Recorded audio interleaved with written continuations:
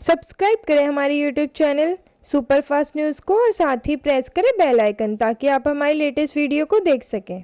इनके कोई अधिकारी स्कूलों में जाकर के स्पीचेस दे रहे हैं कि जो क्वेश्चन होगा उसी को आंसर में क्वेश्चन उतार दीजिएगा अगर आप बच्चे को कुछ नहीं आ रहा है। मैं समझता हूं केजरीवाल जी को ये चीज़ें शोभा नहीं देती हैं। जिस बात पे वो चुनाव लड़े थे कि हमें घर नहीं चाहिए, क्या उन्होंने घर नहीं लिया है? जिस बात पे वो चुनाव लड़े थे हम सिक्योरिटी कभी नहीं लेंगे, कोई वीआईपी कल्चर नहीं लेंगे, आज देखा जा रहा है सबसे बढ़िया वीआईपी अगर कोई दिल्ली में है तो वो अरविंद केजरीवाल जी हैं। जिस मुद्दे पे वो चुनाव लड़े थे मैं ये नहीं लूँगा, आज उसी के लिए लड़ाई कर रहे हैं। नमस्कार, मैं जितेंद्र प्रसाद सुपरफास्ट न्यूज में आपका स्वागत करता हूं। दिल्ली के मुख्यमंत्री अरविंद केजरीवाल की सुरक्षा में कमी की गई है। इसके लिए आम आदमी पार्टी ने केंद्र सरकार और गृह मंत्री पर आरोप लगाया है कि वह केजरीवाल जी की सुरक्षा को लेकर ये सीरियस नहीं है।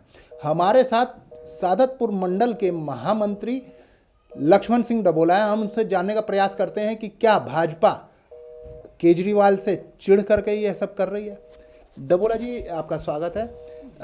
अरविंद केजरीवाल की सुरक्षा कम कर दी गई है। आम आदमी पार्टी कह रही है कि यह सब गृह मंत्री और भाजपा के कहने पे किया जा रहा है। जी, मैं जहाँ तक समझता हूँ जो दिल्ली में ये सरकार चल रही है जिसका कोई रूप ही नहीं है, जिसको लोग सरकार नहीं मान रहे हैं, जिन्होंने अपने 6-7 साल में निकाल करके दिल्ली को बहुत निचले स्तर पर लेकर के आई है। जो ये पार्टी सरकार बनाने से पहले जब समाज के बीच में गई थी कहती थी हमें कोई सिक्योरिटी नहीं चाहिए, इनको तो सिक्योरिटी चाहिए ही नहीं थी। मगर आज जबकि मैं समझता हूँ कि भारतीय जनता पार्टी जो केंद्र में सरकार है और जो हमारा होम मिनिस्ट्री है ऐसा कार्य कर ही नहीं सकती है। कुछ बदल हुए हैं जो मेरे ध्यान में है, कुछ ड्यूटी बदली हुई हैं, जो चेंजेस हुए हैं उन चेंजेस को ये एक ऐसा इशू बना के प्रोपेगेंडा बना रहे हैं झूठ की बुनियाद पर। मैं समझता हूँ केजरीवाल जी को ये चीज़ें शोभा नहीं देती हैं। सिक्योरिटी एज इट इज़ है, उनको सिक्योरिटी की ज़रूरत ही नहीं है। किस चीज़ के लिए वो सिक्योरिटी मांग रहे हैं?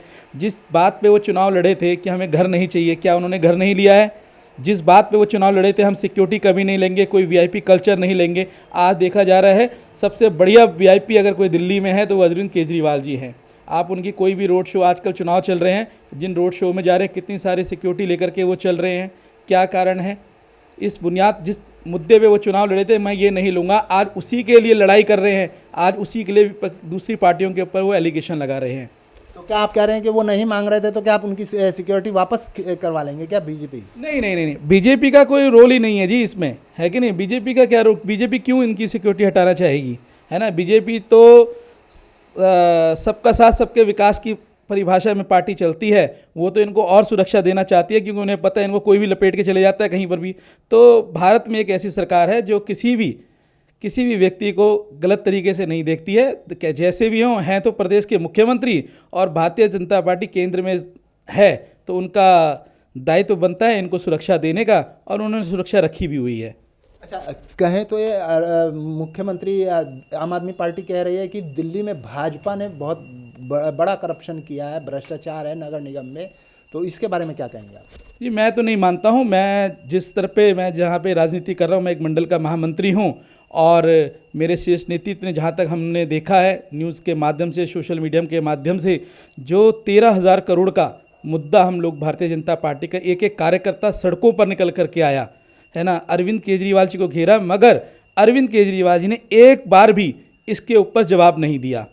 इसके बाद जो ये अभी जल बोर्ड का 26,000 करोड़ का जो घोटाला सामने आ रहा है, अरविंद केजरीवाल जी ने इसके ऊपर भी कोई सफाई नहीं दी है। हम जहाँ तक समझते हैं दूसरे पे एलिगेशन लगाने से पहले इन्हें अपनी गिरेबान पर झांकना चाहिए। और जिस एमसीडी की ये बात कर रहे हैं, दिल्ली इनसे संभली नहीं है। आपने देखा होगा जिन मुद्दों पे ये चुनाव लड़ करके आए थे, आप आज देख लो, हम जिस जगह पे हम लोग रह रहे हैं उत्तर पूर्वी ज़िले में, जो हमारा खजूरी चौक है, इस तरफ क्या डेवलपमेंट हुई है? दिल्ली सरकार आने के बाद कोई फ्लाईओवर इन्होंने नया दिया क्या? कोई स्कूल इन्होंने नया दिया क्या? आज किसी एक स्कूल का नाम बताया अरविंद केजरीवाल जी, मैंने इनको ट्वीट भी किया था कि केजरीवाल जी कोई स्कूल बनाया है आपने? अभी तक कोई स्कूल बनाया है तो उसको बताएं कि कोई नया स्कूल इन्होंने दिल्ली सरकार ने दिया हो।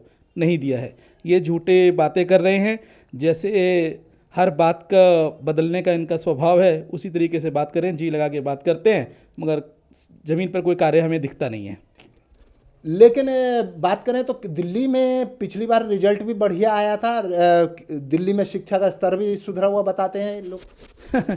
आपने देखा होगा, आजकल मैं सोशल मीडिया के माध्यम से मनीष सिसोदिया जी का इंटरव्यू देख रहे हैं, इनके कोई अधिकारी स्कूलों में जाकर के स्पीचेस दे रहे हैं कि जो क्वेश्चन होगा उसी को आंसर में क्वेश्चन उतार दीजिएगा। अगर आप बच्चे को कुछ नहीं आ रहा है, आपने देखा होगा सोशल मीडिया पे एक बहुत बड़ा मैसेज चल रहा है कि हाँ, शिक्षा निदेशक का, कि स्कूल के बच्चे को जाकर के शिक्षा दी जा रही है, यदि आपको आंसर नहीं आएगा तो आप क्वेश्चन ही उस पर लिखा दीजिएगा, ब्लैंक मत छोड़िएगा।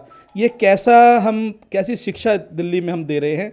बड़ा अफसोस प्रकट होता है कि दिल्ली में एक सरकार आई, नए सभी युवाओं को उन्होंने अपने साथ जोड़ा, नए ख्यालातों को उन्होंने अपने साथ जोड़ा, और उसका जो रिज़ल्ट निकल कर के आया है बिल्कुल शून्य है। मैं बिल्कुल शर्मिंदा हूं कि दिल्ली में ऐसी सरकार है जो आज के युवा छोटे बच्चों को इतना गलत मैसेज दे करके सिखा रहे हैं कि ब्लैंक शीट मत छोड़ना, सिर्फ क्वेश्चन उतार के आ जाना। ये कहाँ हमारे बच्चों की शिक्षा को लेकर के जाएंगे, इसका सोचने विषय है। जनता को आप क्या संदेश देना चाहेंगे? जनता को मैं यही संदेश देना चाहूँगा, भारतीय जनता पार्टी जो केंद्र में सरकार बना करके और 17-18 राज्यों में जिसकी सरकारें हैं, और एक विश्व स्तरीय नेता हमारे भारतीय जनता पार्टी का है, विश्व की सबसे बड़ी पार्टी है, उसके साथ ज़्यादा से ज़्यादा लोग आकर के जुड़े और भारतीय जनता पार्टी का एक एक कार्यकर्ता समाज के बीच में जाकर समाज के सबसे पिछड़े वर्ग तक पहुंच करके उसके उत्थान के लिए कार्यरत है। और राष्ट्र सर्वोप्रिय के नारे के साथ सारे भारतीय जनता पार्टी के कार्यकर्ता लगे हुए हैं। मैं सभी युवाओं को, सभी माता बहनों को, सभी मातृशक्ति को कहूँगा कि आगे बढ़कर आएँ और भारतीय जनता पार्टी के साथ कदम से कदम बढ़ा करके चले, और आने वाले जितने भी चुनाव दिल्ली में होने वाले हैं, इस पे भारतीय जनता पार्टी को बहुत मजबूती के साथ आगे लेकर के आए। और आने वाला जो समय है, अभी एक हमारा विशाल हिंदुओं का पर्व होली आ रहा है। मैं आपके चैनल के माध्यम से सभी को होली की बहुत बहुत शुभकामनाएं देता हूं।